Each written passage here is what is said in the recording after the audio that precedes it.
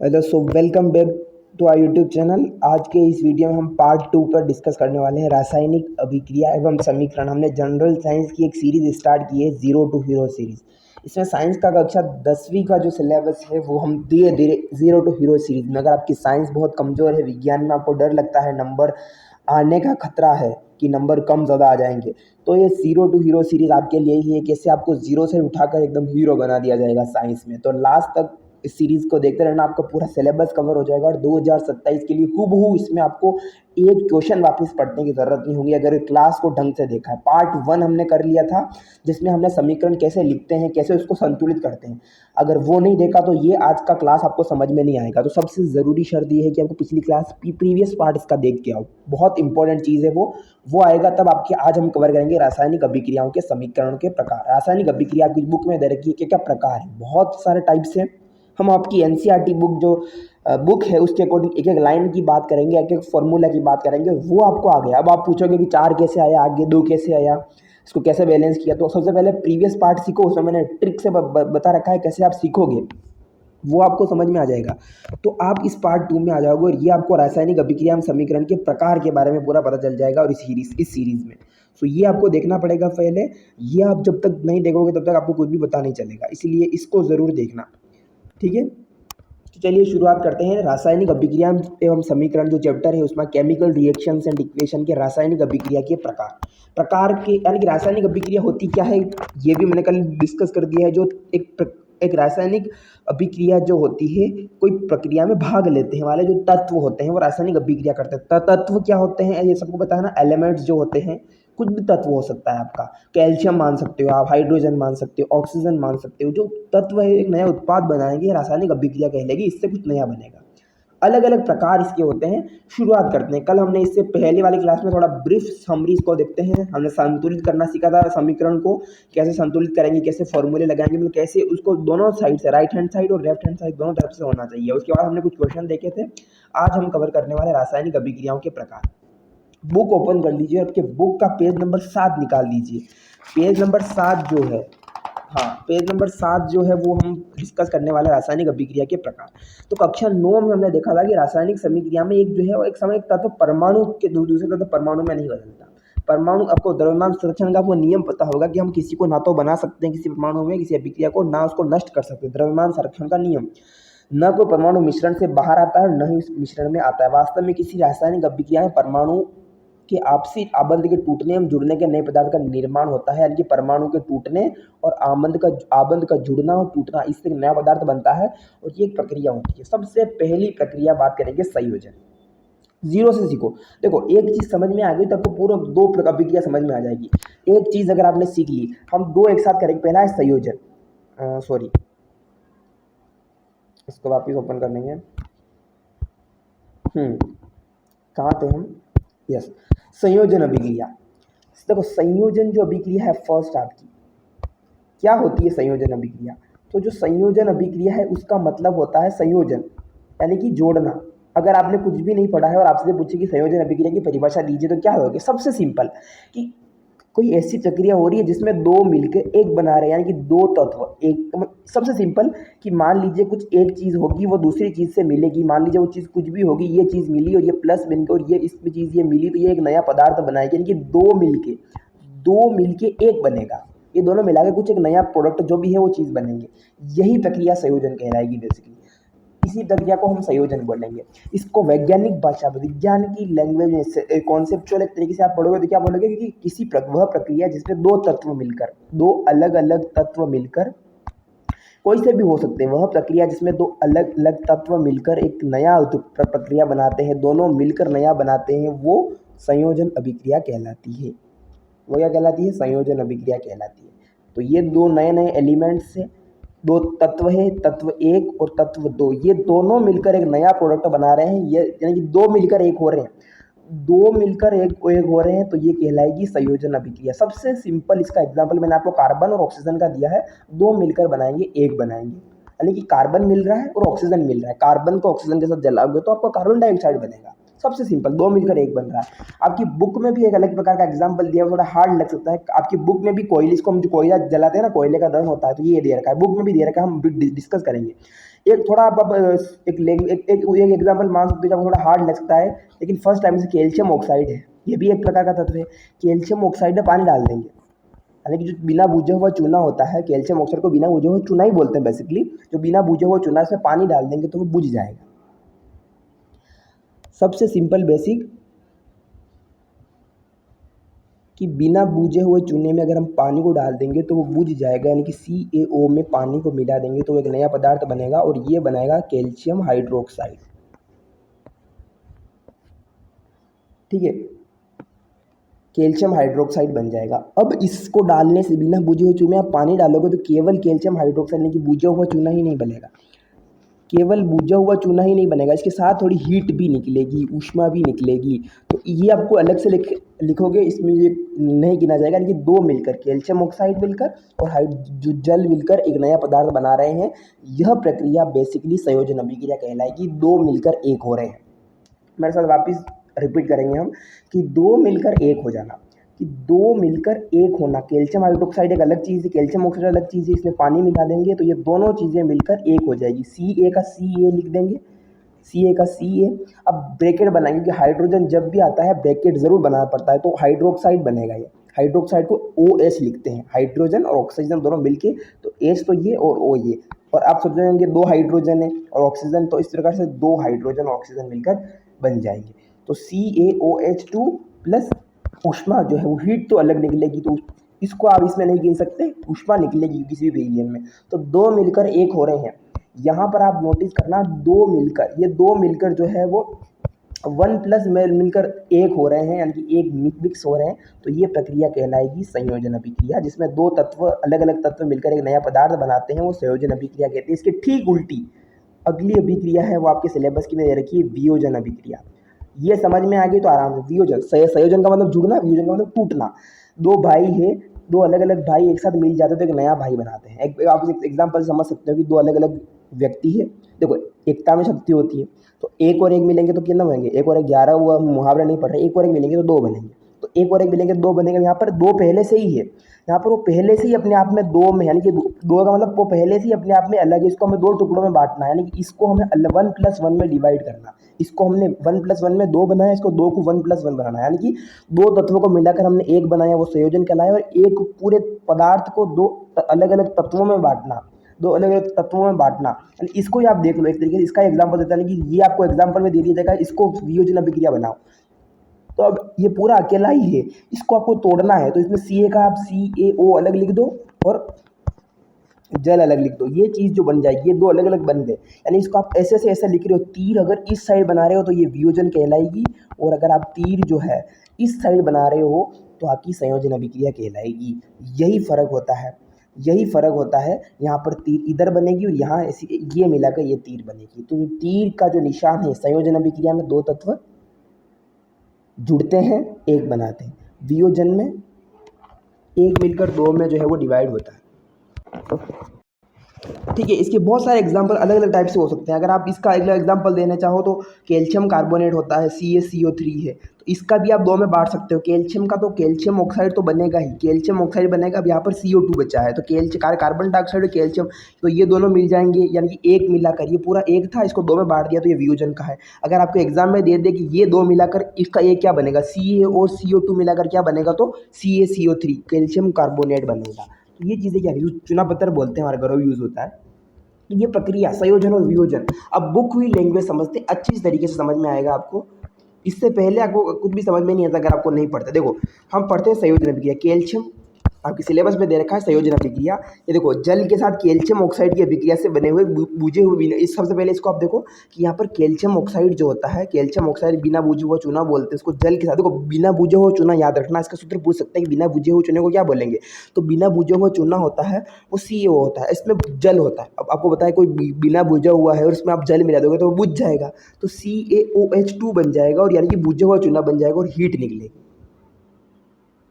इससे हीट का निर्माण होगा।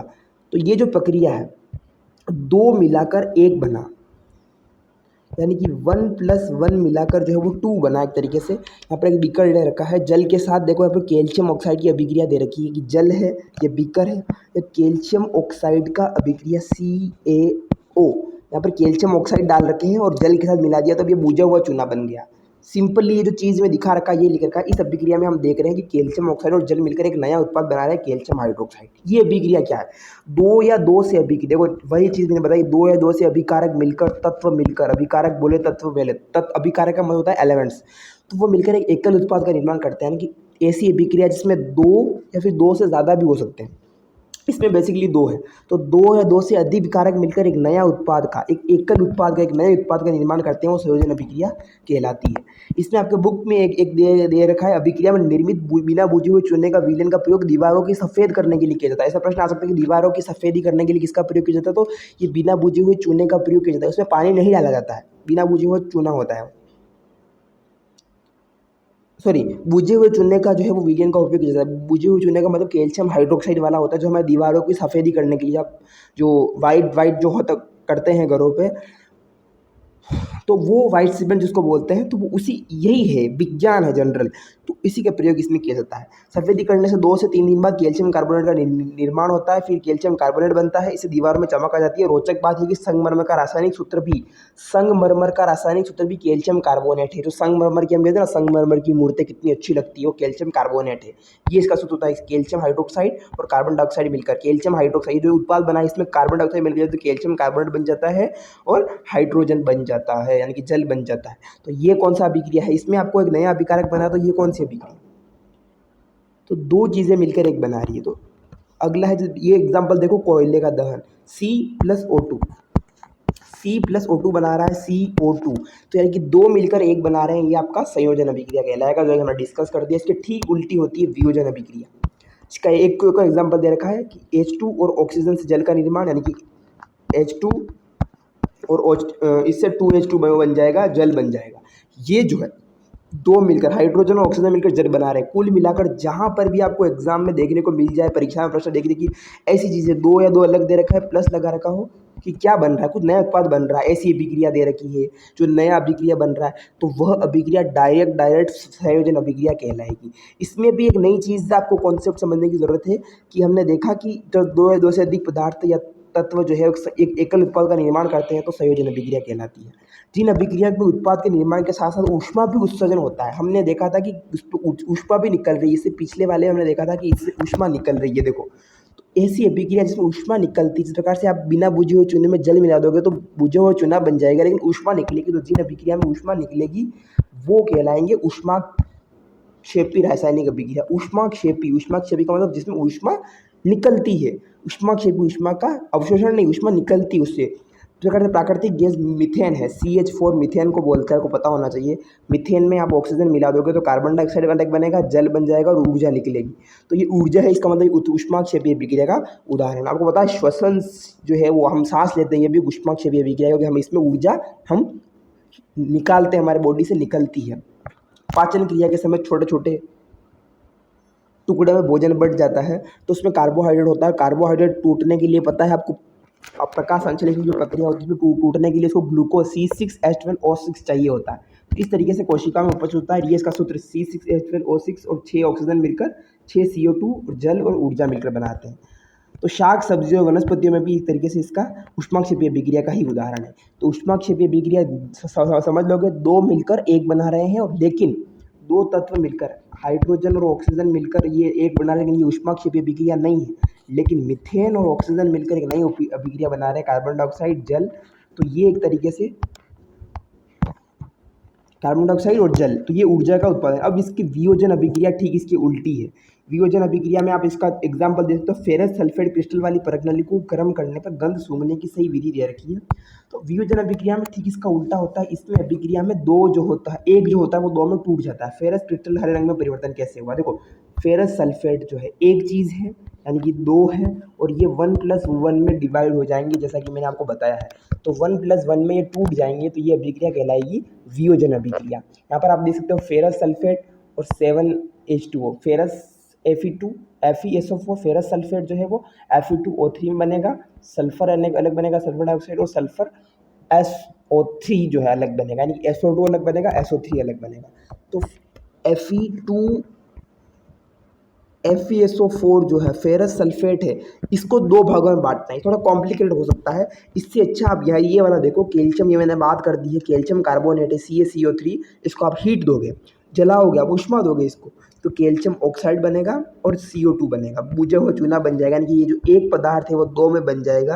तो ये अभिक्रिया क्या कहलाएगी, बेसिकली इसको वियोजन अभिक्रिया बोलते हैं, और ये आपके एग्जाम के लिए बहुत ज़रूरी है और इसमें परीक्षा में प्रश्न पूछे जा सकता है। एक तो ये एग्जाम्पल हो गया, और एक आप देखो कि PB सीसा जिसको बोलते हैं, नाइट्रोजन ऑक्साइड, यानी कि PbNO3 को आप तापन दोगे तो PbO लेड ऑक्साइड बनेगा, NO2 नाइट्रोजन, यानी कि लेड ऑक्साइड, नाइट्रोजन ऑक्साइड और ऑक्सीजन का निर्माण होगा, नाइट्रोजन ऑक्साइड ऑक्सीजन का निर्माण होगा। तो यहाँ पर भी देखो अभिक्रिया कोई भी जो पदार्थ होता है वो एक या उससे दो या दो से अधिक पदार्थ में विभक्त हो जाता है, टूट जाता है। ज़रूरी नहीं दो ही हो, यहाँ तीन दे रखा है, 1 2 3, तो यहाँ पर 3 है, ज़रूरी नहीं कि दो ही है। ये प्रश्न इंपॉर्टेंट और वेरी इंपॉर्टेंट, इसका एग्जाम में आपसे पूछा जा सकता है कि लेड नाइट्रेट को हम तपा रहे हैं तो इसका एग्जाम्पल बनाओ। ये लेड नाइट्रेट है, इसमें लेड नाइट्रेट डाल रखा है, इसको हम जला रहे हैं, तो लेड नाइट्रेट को जलाने की ये प्रोसेस है।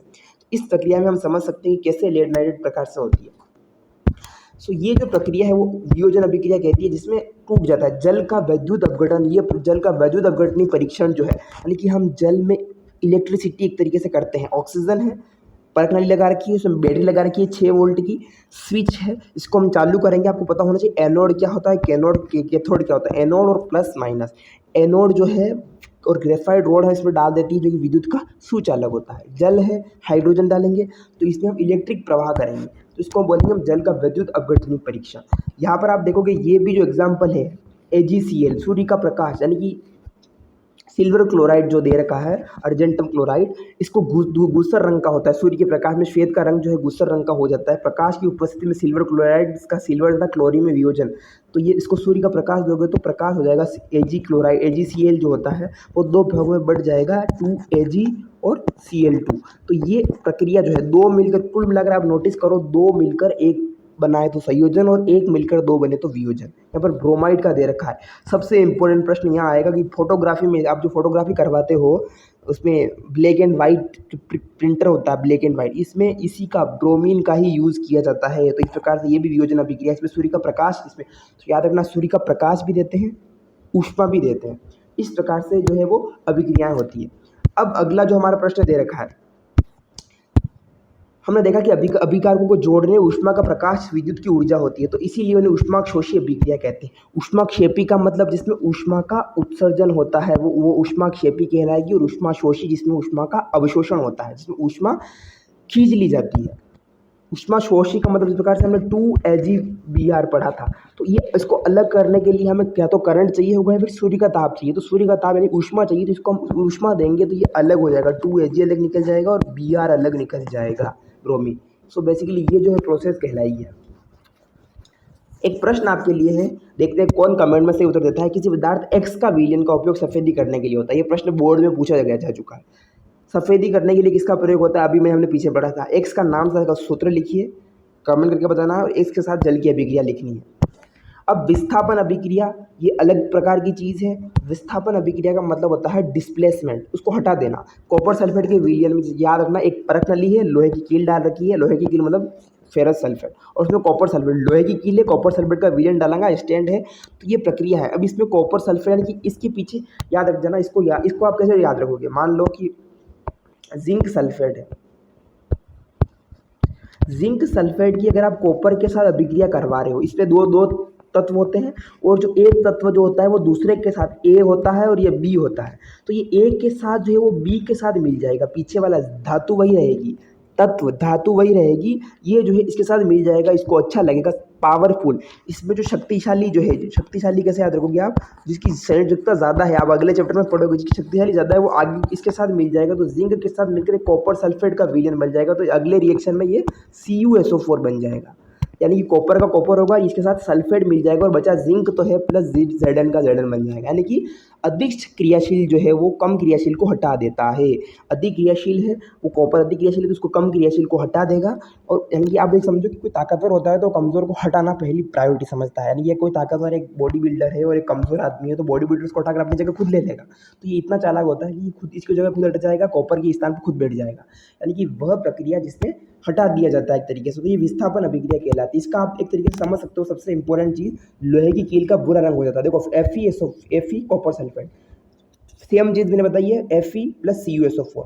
अब लोहा शक्तिशाली है, लोहा ज़्यादा ताकतवर है कॉपर से। ये आपको याद रखने होंगे कि कौन कौन सा ताकतवर है, तो आप अगले चैप्टर में पढ़ोगे। तो फेरस कॉपर सल्फेट से ज़्यादा क्रियाशील है, तो अगले में रिएक्शन होगा तो आयरन सल्फेट, ये SO4 जो है इस कॉपर के साथ कॉपर को अलग छोड़ देगा। ये बोलेगा मैं तेरे साथ नहीं रहूँगा, और ये नहीं रहेगा, और फेरस सल्फेट अलग मिल जाएगा और बेचारा अकेला जो कॉपर है वो बेचारा यहाँ लास्ट में आ जाएगा। तो इस तरीके से ये अभिक्रिया जो है कि एक दूसरे को विस्थापित कर देता है। इस अभिक्रिया में लोहे ने दूसरी तरफ कॉपर को सल्फेट को विस्थापित किया, हटा दिया है, तो इस अभिक्रिया को विस्थापन अभिक्रिया कहते हैं। Zn प्लस CuSO4, ZnSO4 तो कॉपर बन जाएगी। तो जिंक और कॉपर सल्फेट का बीज मैंने बताया था, मैं उल्टा लिखा है शायद यहाँ पर।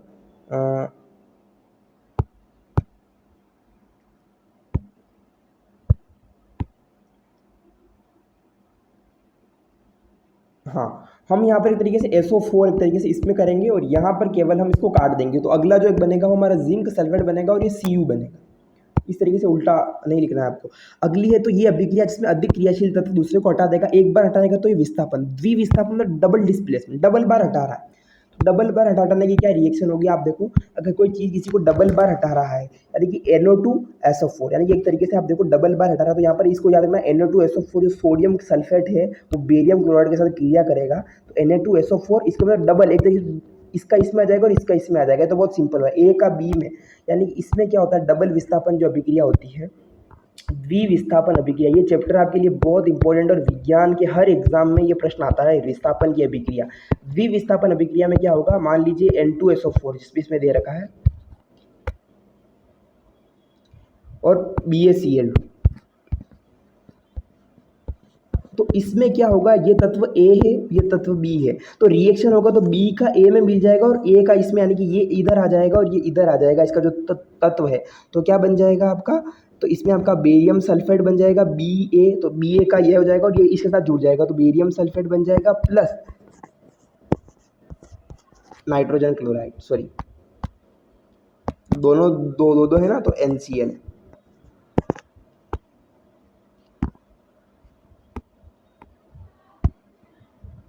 NaCl एक तरीके से बन जाएगा, तो 2NaCl एक तरीके से ये बन जाएगा। और बेरियम सल्फेट, यानी कि सल्फेट जो है यहाँ पर सोडियम के साथ जुड़ा हुआ था, वो सल्फेट अब बेरियम के साथ जुड़ जाएगा और बेरियम जो है, कुल मिलाकर ऐसी चीज़ें आपको दिखाई देगी जिसमें एक के साथ दूसरा जुड़ा तो उसको डबल द्विविस्थापन अभिक्रिया बोलेंगे। यहाँ पर वीलियम जो है, यानी कि आप आदानों का, यानी कि अभिकार के कुछ आयनों का आदान प्रदान होता है। कुल मिलाकर सबसे ईजी चीज़ क्या बता रखी है इसने, कि आयनों का आदान प्रदान होता है, आयनों का आदान प्रदान इसमें होता है, आयनों का आदान प्रदान। तो जब भी आपको दिखाई देगी आयनों का आदान प्रदान हो रहा है, आदान प्रदान का मतलब एक इसमें और एक दूसरा इसमें, तो ये जो पूरी प्रोसेस है ये आपकी द्विविस्थापन अभिक्रिया कहलाएगी। अगली जो हम बात करते हैं, अगला हम बात करते हैं उपचयन और अपचयन। मेरी बात को ढंग से सुनना। उपचयन, उपचयन का मतलब होता है आपका कहीं उपचयन मतलब जुड़ रहा है। उपचयन का मतलब उप शब्द जहाँ पर भी आए वहाँ आपको ऐड करना है, जोड़ना है। क्या जोड़ना है, ऑक्सीजन जहाँ पर जुड़ेगा और हाइड्रोजन जहाँ कम होगा और ऑक्सीजन जहाँ पर जुड़ेगा वो उपचयन होगा। और अपचयन होगा, और जो अपचयन की अभिक्रिया होगी, अपचयन की अभिक्रिया में आपका ऑक्सीजन घटेगा, ऑक्सीजन नहीं आएगा, लेकिन हाइड्रोजन जो है वो जुड़ेगा। तो इसमें हाइड्रोजन जुड़ रहा है वो अपचयन होगा, इसमें ऑक्सीजन जो है वो अपचयन होता है, इसमें ऑक्सीजन जो है वो अपचयन होता है, हाइड्रोजन का उपचयन होता है। इसमें उपचयन का मतलब ऑक्सीजन जुड़ता है और हाइड्रोजन डाउन होता है, तो ये प्रक्रिया कहलाएगी। और दोनों जब ये दोनों प्रक्रिया उपचयन और अपचयन की प्रक्रिया साथ में होती है, तो जो दोनों की जो कॉम्बाइंड प्रोसेस होती है, इन दोनों को हम मिलाकर बोलते हैं रेडॉक्स अभिक्रिया। और ये आपके एग्जाम के लिए, हर एग्जाम में आपसे पूछा जा सकता है रेडॉक्स अभिक्रिया क्या है। कंपटीशन एग्जाम में भी पूछा जाता है कि कौन सी अभिक्रिया क्या कहलाती है। देखो उपचयन और अपचयन, कॉपर है और ऑक्सीजन मिला है तो कॉपर ऑक्साइड। सबसे ईजी एग्जाम्पल इन्होंने दे रखा है, सबसे ईजी का जो एग्जाम्पल इन्होंने दे रखा है कि कॉपर है, कॉपर को आप ऑक्सीजन मिलाओगे तो क्या बनेगा, कॉपर ऑक्साइड बनेगा, तो कॉपर ऑक्साइड बन जाएगा। सिंपल चीज़। 2CO, तो 2CO और ऑक्सीजन जो मिलकर है, ये मिलकर आपका कॉपर ऑक्साइड बनाएगी। तो इसमें ऑक्सीजन जुड़ रहा है, तो इसमें क्या ऑप्शन है, कॉपर का उपचयन हो रहा है। अगर आप इसको ढंग से पढ़ोगे तो इसमें आप देखो, यदि इस पदार्थ को आप Cu हाइड्रोजन गैस प्रवाहित कीजिए, यानी इसको आप हाइड्रोजन प्रवाहित करोगे तो कॉपर के साथ ऑक्सीजन हट जाएगा। तो ये जो अभिक्रिया है जिसमें हाइड्रोजन गैस प्रवाहित करेंगे, तो इसमें हाइड्रोजन हम जोड़ रहे हैं, तो विपरीत अभिक्रिया उत्पन्न होती है, केवल कॉपर प्राप्त होता है। तो इस अभिक्रिया का प्रयोग आप किसी धातु को प्राप्त, जिसमें कॉपर ऑक्साइड उसको ऑक्सीजन से हटाना है, तो इसमें हाइड्रोजन इसको हम देंगे तो ऑक्सीजन इससे अलग हो जाएगी, जल अलग बन जाएगा, तो कॉपर अलग बन जाएगी। तो ये प्रक्रिया है जहां ऑक्सीजन की वृद्धि होती है तो जिसका उपचयन होता है, और ऑक्सीजन की कमी होती है इसका मतलब अपचयन होता है। उपचयन अपचयन समझ गए। तो इस पूरी प्रक्रिया में अगर आपसे पूछे कि कॉपर है, उसके साथ अगर हमें ऑक्सीजन जुड़ रहा है, आपको दिखाई दे रहा है कि ऑक्सीजन जुड़ रहा है, इसका मतलब ये उपचयन अभिक्रिया का उदाहरण है। आपसे पूछेंगे उपचयन अभिक्रिया का क्या उदाहरण है, तो आप 2CuO, ये अभिक्रिया उपचयन का उदाहरण है। लेकिन जब भी आपसे 2CuO के साथ अगर आपसे हाइड्रोजन की जुड़ रहा है, अब हाइड्रोजन जुड़ रहा है तो इसका मतलब समझ जाना कि कॉपर अलग निकल जाएगा और आपका हाइड्रोजन जो है वो अलग निकल जाएगा। तो ये अभिक्रिया है, हाइड्रोजन अलग निकल जाएगा और कॉपर अलग निकल जाएगा। तो ये प्रक्रिया कहलाएगी आपकी उपचयन से अपचयन हो रहा है। सॉरी, तो ये हाइड्रोजन जो इसके साथ जल जो है वो लग जाएगा, तो इस तरीके से जल बन जाएगा। और जल की जो प्रक्रिया है वो आपका ये अभिक्रिया कहलाएगी। तो ये तो आपकी उपचयन का उदाहरण है, ये आपकी उपचयन का उदाहरण, इसमें ऑक्सीजन जुड़ेगा, और ये आपका अपचयन का उदाहरण है। कुल मिलाकर मेरी बात कहने का, इतना बकवास करने का मतलब ये है कि ऑक्सीजन जुड़ेगा, ऑक्सीजन यहाँ पर प्लस होगा, वो उपचयन है, और जहाँ ऑक्सीजन कम होगा वहाँ अपचयन होगा। तो आप समझ जाना, जहाँ ऑक्सीजन जुड़ रहा है वहाँ हाइड्रोजन घटेगा अपने आप ही। ऑक्सीजन हाइड्रोजन आप दुश्मन है एक दूसरे के। जहाँ पर दोनों जुड़ेंगे ऐसा कभी नहीं होगा। जहाँ ऑक्सीजन जुड़ रहा है तो ऑटोमेटिक हाइड्रोजन घटेगा, जहाँ हाइड्रोजन जुड़ रहा है ऑटोमेटिक ऑक्सीजन घटेगा। इसका अभिक्रिया बेहतर उदाहरण हो जाएगा। तो इस तरीके से जब दोनों अभिक्रिया साथ में चलती है, मेरी बात को ध्यान से सुनना, जब इसीलिए उपचयित होता था अभिक्रिया में, दोनों अभिक्रिया जब एक अभिकारक उपचयित होता है, याद रखना, किसी अभिक्रिया में एक उपचयित होता है, दूसरा अभिकारक उपचयित होता है, तो इस प्रक्रिया को रेडॉक्स अभिक्रिया कहते हैं। रेडॉक्स अभिक्रिया का एकमात्र उदाहरण 2Cu + H2 है। कॉपर ऑक्साइड को हाइड्रोजन ले जाएंगे तो यहाँ पर जो कॉपर है, तो यहाँ पर आप देखो कि कॉपर में ऑक्सीजन थी, इसका मतलब जो कॉपर का है, इस कॉपर का यहाँ पर अपचयन हुआ है, यहाँ पर बेसिकली अपचयन हुआ है। और यहाँ हाइड्रोजन थी तो हाइड्रोजन के साथ जल ऑक्सीजन जुड़ा है, तो यहाँ उपचयन हुआ है। तो यही एकमात्र उदाहरण है रेडॉक्स अभिक्रिया का। तो रेडॉक्स अभिक्रिया का एकमात्र उदाहरण आपसे पूछेंगे तो ये मैंने अभी बताया था। रेडॉक्स का मतलब दोनों साथ में होनी चाहिए। तो मान लीजिए 2CuO मिलकर, आप अगर इसमें आप हाइड्रोजन ले जा रहे हो, तो याद रखना ये भी एक तरीके से कहीं ना कहीं विस्थापन का उदाहरण है, ऑक्सीजन इसके साथ जुड़ जाती है। अब यहाँ पर जो है वो कॉपर अलग निकल जाएगा और जल अलग बन जाएगा। तो यहाँ पर कॉपर के साथ जहाँ पहले ऑक्सीजन था वहाँ अब ऑक्सीजन नहीं है, मतलब इसका अपचयन हुआ है। इसका मतलब इसमें यहाँ इसका अपचयन हुआ है, लेकिन यहाँ हाइड्रोजन के साथ कुछ भी नहीं था, हाइड्रोजन के साथ ऑक्सीजन जुड़ा है, इसका मतलब यहाँ इसका उपचयन हुआ है।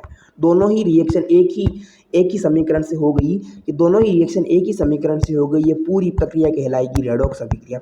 ठोको ताली। और ये आपका सबसे बड़ा मैटर खत्म कर दिया मैंने आधे घंटे की 27 मिनट के अंदर। ये रेडॉक्स अभिक्रिया है और बहुत इंपॉर्टेंट है। ये जिंक ऑक्साइड है, कार्बन है, जिंक ऑक्साइड है, कार्बन है, तो जिंक ऑक्साइड जिंक बन जाएगा, इसका मतलब ऑक्सीजन हट रहा है, जरूर नहीं हाइड्रोजन जुड़े ही, ऑक्सीजन हटेगा तो इसका मतलब जिंक का है अपचयन हुआ है, जिंक का अपचयन होता है। लेकिन कार्बन के साथ ऑक्सीजन जुड़ा है, इसका मतलब इसका उपचयन होता है। ये दोनों अभिक्रिया मिलकर कहलाएगी रेडॉक्स अभिक्रिया। बहुत अच्छा एग्जाम्पल दे रखा है, दो एग्जाम्पल है, कुछ भी मत भूलना, दो एग्जाम्पल है इसके अलावा इन्होंने एक तरीके से जिंक ऑक्साइड और कार्बन का भी दिया है कि जो मिलकर जो है वो केवल जिंक बना रहे हैं, और ये इस तरीके से बन रहा है। क्लैरिटी। CO मिलकर बना कार्बन मोनोऑक्साइड जिसको हम बोलते हैं। तो ठीक है, तो अब एक तरीके से हम देख रहे हैं ऊपर के उदाहरण के आधार पर हम कह सकते हैं कि किसी अभिक्रिया में पदार्थ का उपचयन तब होता है जब उसमें ऑक्सीजन की वृद्धि या हाइड्रोजन का ह्रास होता है। याद रखना, उपचयन कब होगा, या तो ऑक्सीजन की वृद्धि होगी, या लगा रखा है, दोनों साथ में होना कंपलसरी नहीं है। या तो ऑक्सीजन की वृद्धि होगी तो अभी उसमें उपचयन हो रहा है, हाइड्रोजन की कमी हो रहा है, हाइड्रोजन लगा रखा है, हाइड्रोजन हट रहा है तो अभी उपचयन हो रहा है। और किसी पदार्थ का अपचयन तब होता है जब ऑक्सीजन की कमी होगी या फिर हाइड्रोजन की वृद्धि होगी। कुल मिलाकर ये प्रोसेस बता रहा है कि या तो ऑक्सीजन जुड़ रहा है और हाइड्रोजन कम हो रहा है, तो ये आपका उपचयन का उदाहरण है। और ऑक्सीजन कम हो रहा है और हाइड्रोजन जुड़ रहा है, तो ये आपका अपचयन का उदाहरण है। कहलाएगा। दोनों में से कोई सी भी प्रक्रिया हो सकती है। इस प्रक्रिया में आप देख सकते हो कि जिंक का जो है, जिंक से ऑक्सीजन हट रहा है, ऑक्सीजन की कमी हो रही है, इसके लिए अपचयन होगा।